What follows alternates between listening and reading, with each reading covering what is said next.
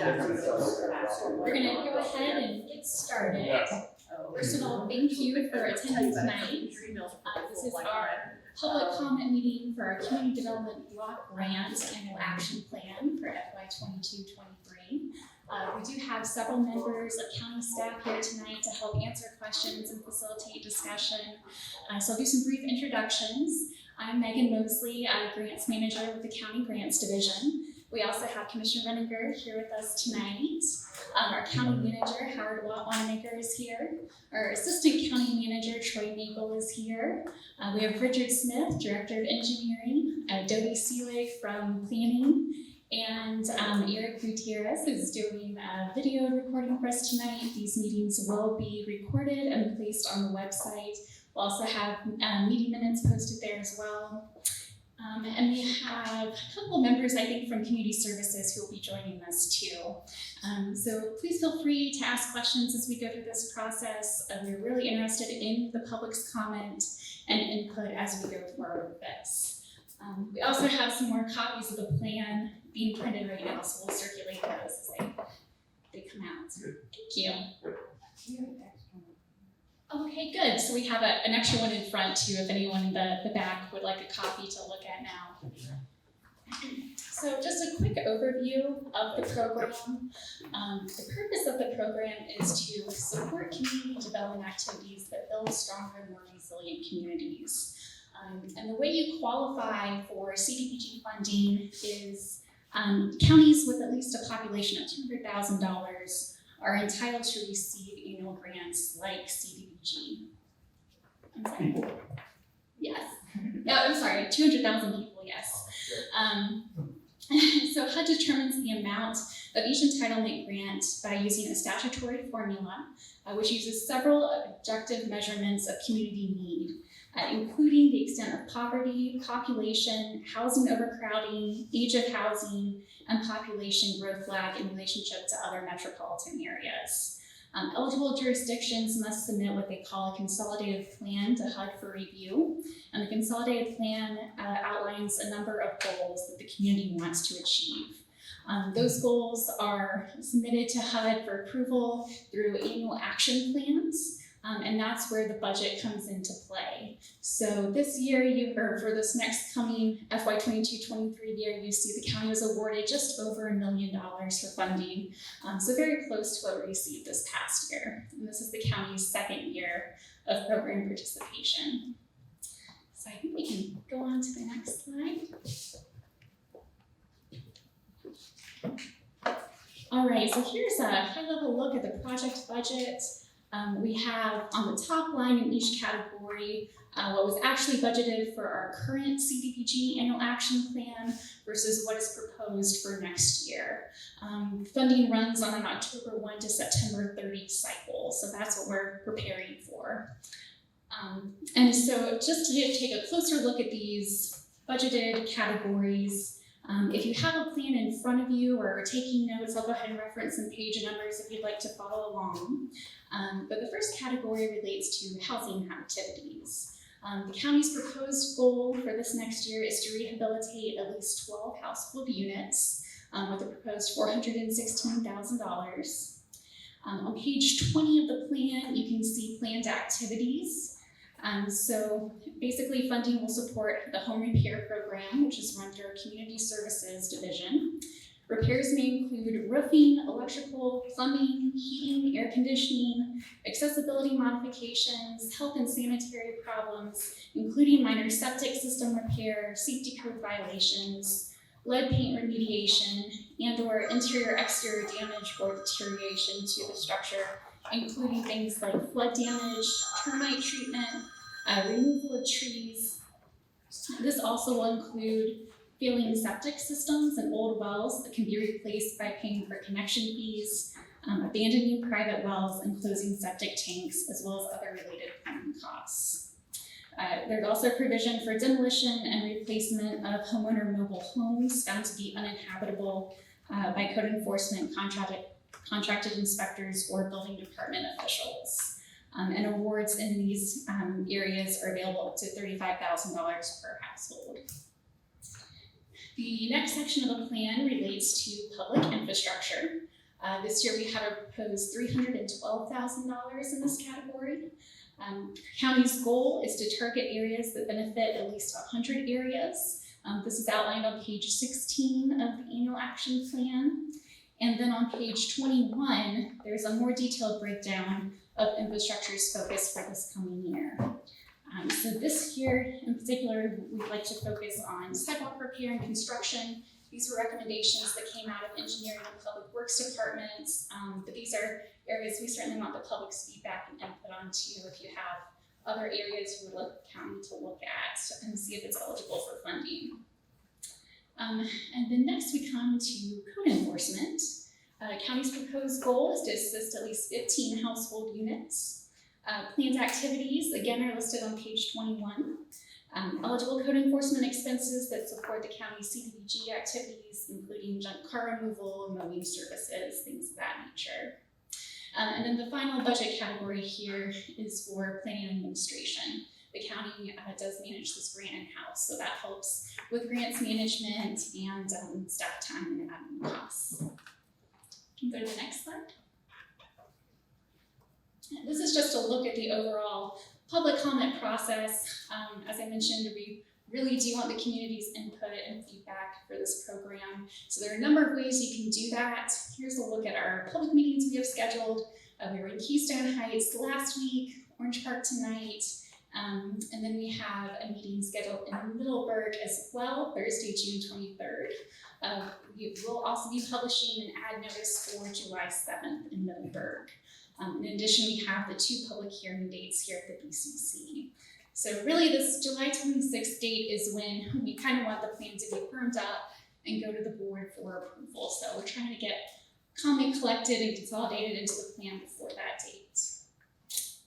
And so at this point we can open it up to questions. We can put it back on the budget slide if you want to look at that breakdown again.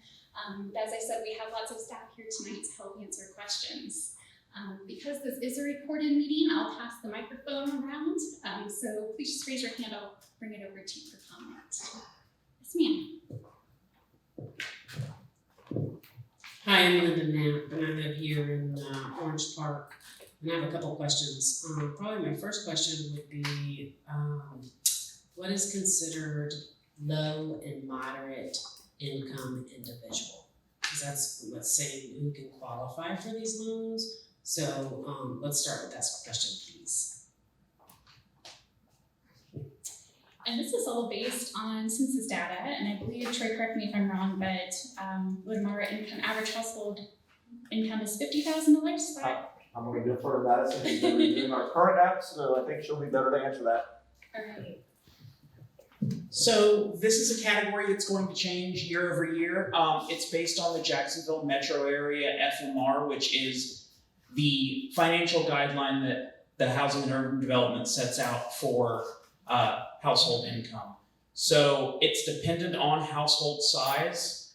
Low income at 30%, I believe, is around $36,000 right now for a household of 4, and it's around $49,500 for a household of 4 for the 80% limit. If y'all would like, I can get further numbers clarified for you, but that is just, it's dependent on household size and it's dependent on what your income is. Did you have another question?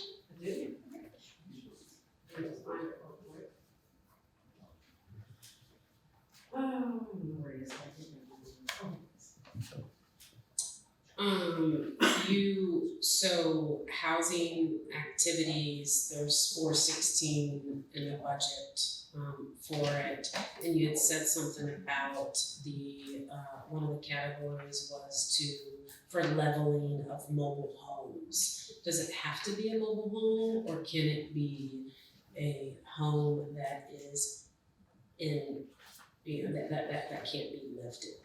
So a structure that was built a long time ago. In the consolidated plan, we specifically identified mobile home replacement. So it has to be something we could certainly look at for future years revisions, or pose that question to HUD. But that's why replacement. I think that was something that code enforcement and planning and economic development had pulled out. Zoe, I don't know, do you have any other comment from planning's perspective on that issue? No, not really. I know that we have repair, right, as a category for homes, but the demolition and replacement part was targeted to mobile homes. Yeah, for I think sure. one thing to add to that, unfortunately,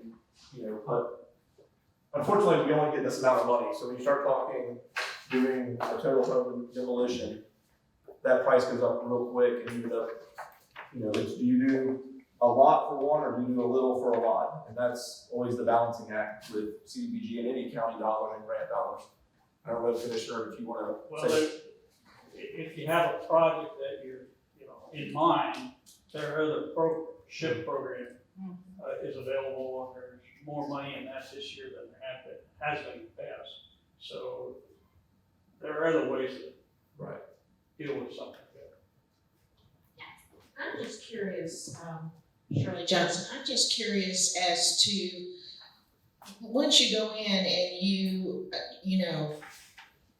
not acknowledge that, okay, this needs to be destroyed or whatever, and you decide to bring in another mobile home, are there any stipulations for these people? I mean, is this just a gift given to them and they can continue to live as they wanna live and maybe tear it down again? I mean, I'm curious about that, because it's usually if you give somebody a gift, they don't take care of it. So I'm just curious about that. There's no restrictions that the county can place on what they do after it. I mean, it's really an application process, they get approved. The county, again, it's a HUD program, so we're restricted to what the federal regulations say. So we can't say, you have to let us come inspect the house every year, or, you can't do X, Y, Z. Even with this, there's no, with SHIP, there's a mortgage usually against the property, so then if they just sell it before the time's up, they have to refund that money. There's nothing, this is not, just to clarify, this isn't a loan, so this is actually we go in and fund the repair or the replacement. So to answer your question, no, there's nothing that we can really do other than evaluate whether they've asked for money through the program in the past. And so that could be a deal breaker had that been the case. We would have to put a qualifying factor in, and I'm gonna look toward Ed back there, and I don't know if HUD would support that as a qualifying factor. We'd have to check with them and see. And my resident CDBG expert shaking his head no, so. There's no stipulation of enduring, the product being enduring for 5 years, 10 years, or anything like that, so. It's more or less hand up, trying to get them out of the situation that they can't crawl out of right now, so. But it kind of goes to that thing where you give a man a fish, they don't learn from you, teach a man to fish, you know what I'm saying? I've heard that before. Yeah, so I just don't understand this kind of stuff. And that's where we're trying to wrap, with our community services program that we have now, we are trying to wrap around other services. So if somebody says, hey, I'm having a hard time, then we can always go, okay, we have other services we can offer you. We can offer you job assistance. It's outside of CDBG, but our community services division does have other programs that we can help people find jobs, help people build a resume, help people build their skills, things like that. But directly related to CDBG, no. And the goal too is to preserve home values in that area. You don't want a neighborhood to become derelict and run down. So the intent is that by putting some funding in these areas, you preserve property values, keep people in their homes longer. For a season. It's a Band-Aid. Alright, another question? Two more. I may have a question to ask her. So my first question is, how do people find out about this? And my second question, pretty simple. I saw somewhere in here that there was the limit number of eight homes projected or something. There was a number 8 somewhere, and I don't know if that's eight, spots that are gonna be able to be helped with this money, or am I just reading that number 8 wrong? Yes, as part of the annual action plan, you have to provide HUD a projection of how many households you think you can support with funding. So that's where you're seeing those numbers in the goal sections. In terms of how we're getting this out to the public, as I mentioned, this is our second year of entitlement funding, so it is still a new program for the county. But we have the 2 public hearings. We're running public comment June 15th through July 15th. It's a 30-day period. We have it in play today. We push it out on social media. We've also been working with planning, economic development, and code enforcement. They had a number of properties they'd identified that could benefit from this type of funding. We've partnered with our SHIP program to talk to them about referrals. And then community services, of course, is building a portfolio of residents too who would qualify for this type of assistance. So that will continue to grow as I think the program develops and matures. And did the monies from last year, this is my last question, maybe. Did all the monies from last year get used? Well, Get accounted for, so 360, or I guess whatever the grant was last year, did all the monies get used?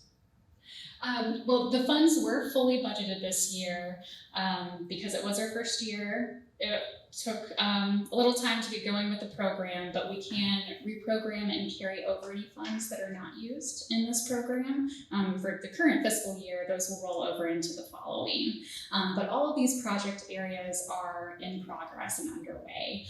So current year we have through September 30 to provide a progress report to HUD, and then the new annual action plan will start. But budget categories are all the same both years and what's proposed.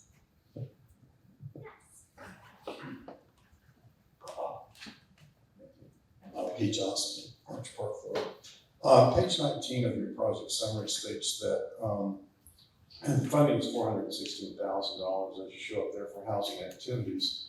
But then you go on to say the estimate the number of types of families that will benefit from the proposed. You list 12 low and moderate income households who benefit. My question becomes, have those 12 already been identified? What part of the county are they in?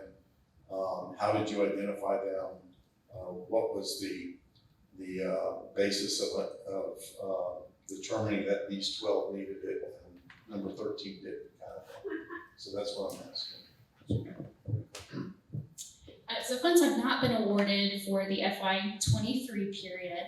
There is a pre-qualification program. Everyone applies for funding through community services. That application is made available on the website. And then there's also a ranking system, I believe, in terms of how we prioritize. So high level, not getting into the specifics, there is a scoring system. It's actually in the document as far as what the focuses are for funding. So low to moderate income, veterans, seniors. We've got a matrix we put together, we score everybody.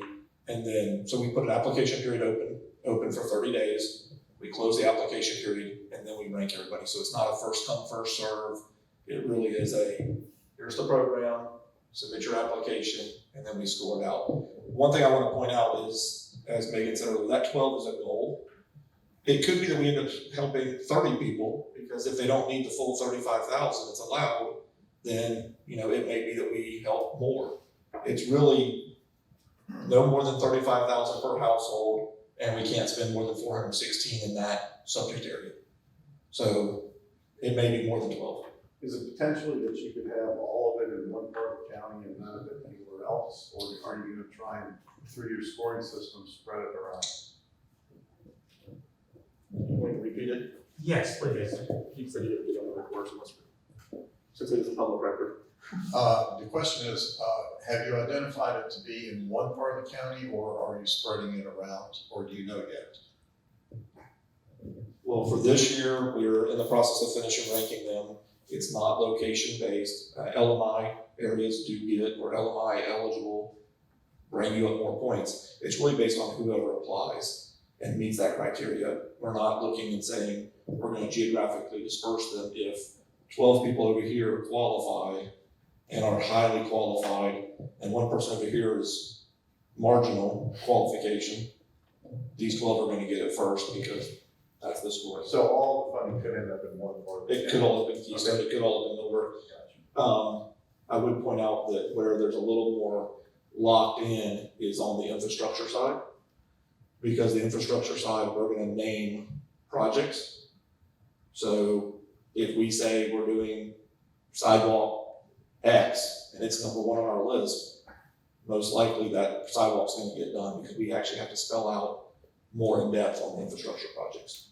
And there are, when you talk about, I'm sorry, you're talking about public infrastructure, there are private unimproved roads, but those would not be addressed because they are private unimproved roads. It would only be public roads or public sidewalks. This is correct.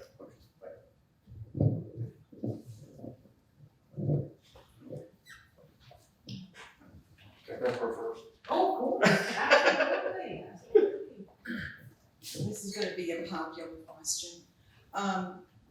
These, people who receive it, low to middle income people, are they gonna be qualified as far as 1, being a resident of the county, and 2, not illegal aliens?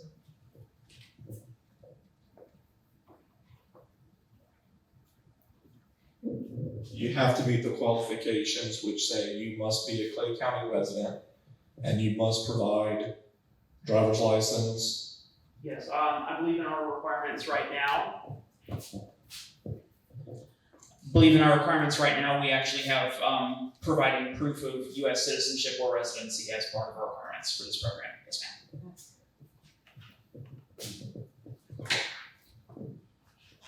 ma'am. Just to tag along on that, for the housing activities, does the person have to be the homeowner?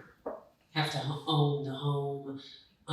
Or can it be I don't know if it could be somebody who owns the home and rents it out and is considered low and moderate income? So in order to qualify for this program, the home does have to be owner occupied. So it has to be your house and you have to be living in that house. Yes, ma'am. Okay, I'd like to go to public infrastructure and code enforcement. So these have nothing really to do with housing, it has to do with sidewalks and For that one, we did roads this year. We're resurfacing a road out in Clay Hill area. The board voted that contract last board meeting. You can hear me fine? Okay. And this year, the county's plan is to put that towards sidewalks. So instead of resurfacing roads, this year it'll be sidewalks. And we're gonna try to add, improve, I shouldn't say improve, remodel. We'll be Right. building new sidewalks. Right. Or replacing. Or replacing. Richard Smith's our engineer, so he can talk about sidewalks more than I can. So let me ask you this then, I live in the town of Orange Park, and could the town of Orange Park go to Clay County, this grant, and say, hey, we've got some sidewalks and don't have the money to do it, can the town request monies for our Yeah. sidewalk? It'll be a no. Would it be no? Yeah, we got a lot more. We have 640 square miles outside of Clay, Orange Park. So, yeah, town of Orange Park has their own grant divisions, I'm sure. It doesn't hurt to ask. But you have to ask. Could you explain why that's a no again? Because I'm really not following, just because we're a town of Orange Park and we have Correct. a tax structure, it's like, okay, so is everybody else. I would recommend that, Others have input or access to that public infrastructure improvement, but now you're saying the town does not. would you like to comment or would you? I can, okay. I think what I would recommend doing is if you have sidewalks that you think are in the town of Orange Park that need to do, that need done, I would recommend you letting the town manager know or letting your commissioner know. And that way, as the list gets vetted, as Richard's pointed out, we've got a lot of projects we need to do. But at the end of the day, it's the county commission's decision on what they fund and what they don't fund. It's their plan at the end of the day, so we're gonna implement whatever the commission's desire is at the end. I've already heard a no. So it's kind of. Well, Can we legally, can they legally? we can legally, my understanding is it's a road in the county, and we'd have to look at the specifications. Yeah, still to support Yeah, it's, I mean, Orange Park's in Clay County. right, You can spend all the money. right. So, And I'm not disputing that, I'm just saying the gentleman already said that. well, but, So so, it's not on the list that we got Right. to submit an approved list. So I guess the fair thing would be if you've got a specific road with a sidewalk that needs installation or replacement, it could be considered. and understand again, we're all staff, except for one person in this room is not staff. At the end of the day, we're gonna submit a plan based on the public comments and the public input with any comments that are made. This is a public meeting, we're putting these records online. If there's sidewalks that the town wants, I would say bring them to your city council and bring them to your commissioner and allow your commissioner to voice those concerns when we bring the plan up. Or feel free to attend the meeting on, what's the date, July? So on that date, it's a public meeting also to vote on the action plan. So, But what we can't do is we can't come in next year and say, let's go do that side of Wells Road. correct. You know, it's gotta be decided on before we start. Well, I'm not, Yeah. I'm not arguing that, it's just that earlier you said no, that you all. Well, I didn't know there was an eligibility because I assumed that Orange Park was eligible for grants that. Not this way. Now, generally speaking, Richard's exactly right. We apply for grants, the town applies for the grants, we're exactly separate. CDBG works a little differently. Richard's probably not as familiar, it's our second year. This is an entitlement grant. So the county, because we have a population of 200,000 people, we're entitled to this money. We don't apply for it, all we have to do is submit the plans that Megan has outlined, and we get the money. And I make it sound a lot more simple than it is, but, you know, they had to develop that nice 36-page document there. So in Richard's defense, this is a little different than normal, that we do, this is a county-wide program, and we can't support Keystone Heights, Orange Park, or anybody else with this money. And we do work with the city, there's a resiliency grant that both the city, the town has received and we've received. We'll work together on that, which will be some stormwater and some other drainage issues. Which will be a whole other set of public meetings. We're looking forward to seeing you there. On resiliency, we'll have those public meetings coming up once we start that program. So I was wrong, that's a strong maybe. My no guy, I'm just saying. You're fine, Richard. Any other questions? This question has to do, I live in Orange Park and I'm within the town limit. Yes, ma'am. And I've been on the town of Orange Park. On the other half of Miller Street, I live on Miller Street, is the county, which the county does nothing. And I have approached town and the town won't do anything because they say it's the county responsibility.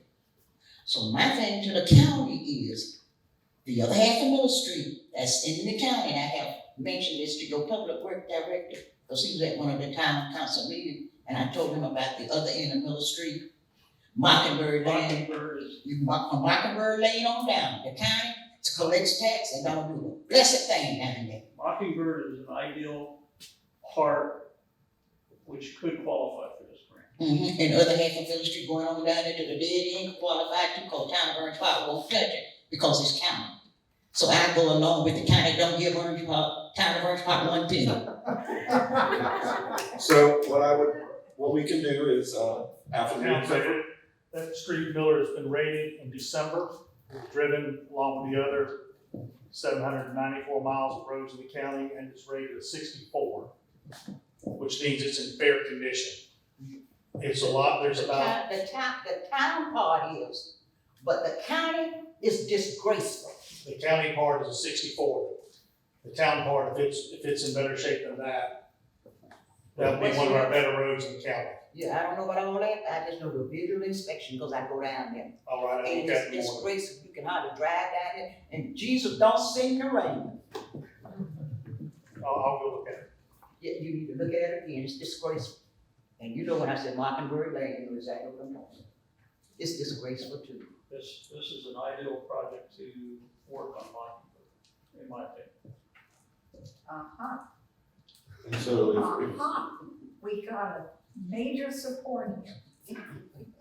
So if that's something that we want to look at from a public comment standpoint, we can always look at a price tag to switch out sidewalks for that. And if it's not in this year's plan, you know, we've got 3 more years on this current consolidated plan before we relook at the overall consolidated plan. If you don't give us sidewalks, that's fine, but for goodness sakes, do something about the street. I gotta look at the street because this list is, we just received it. And they drove this in December. And we wanna make sure, and it wasn't me, it wasn't Mr. Nagel, it wasn't the commissioner, it was a machine that drove it, taking pictures every 50 feet of video of the entire street. And it rated them from 1 through about 2,050 streets in the county. And Miller is in the upper 1/3, one of the better streets in the county. So I wanna go look at it and see. That's And it. that could be one I need to send them back out on and say, Yeah, we need from to reevaluate. Kingsley to Mockingbird Lane, Miller Street, oh yeah, we dancing, we doing a happy dance. But after you pass Mockingbird Lane, honey, you better have your 50 boxes of tissues, cause you're gonna start crying. Well, let's let Richard go out and take a look at it tomorrow, and then he can, if he feels it needs to be re-rated, we can get it re-rated. And I think the commissioner heard your comments on Mockingbird, and we'll take that into advisement and see what a cost would be, and if we wanna put it this year or next year. It's possible that truck that was taking pictures, it couldn't go on the road because it was so bad, so it didn't take any pictures. I tell you what, man, go drive Bartlett. Say what now? Go drive Bartlett. Okay. It's the worst one. It's one of the worst in the county. We stopped, the town limit line that was the end of their stuff. From the beginning of Miller to Mockingbird Lane, I don't know where it began, was rated at 64. So I wanna take a look at it. Any other questions related to CDBG? Is that a park? What is that? That's taken. I'll let you close it up. And if you guys have any questions for staff offline, I mean, we'll still be here. Yeah, well, thank you all for attending tonight. I really appreciate it. As I mentioned, public comment will continue through mid-July, and there are a number of ways that you can give a comment to us in addition to the public meetings. We do have some written forms over on the table there by Troy, so if there are people who cannot attend, you'd like to take comment forms to them, you're welcome to do that and get it back to the county administration building.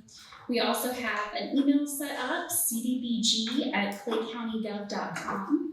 We can accept comments that way.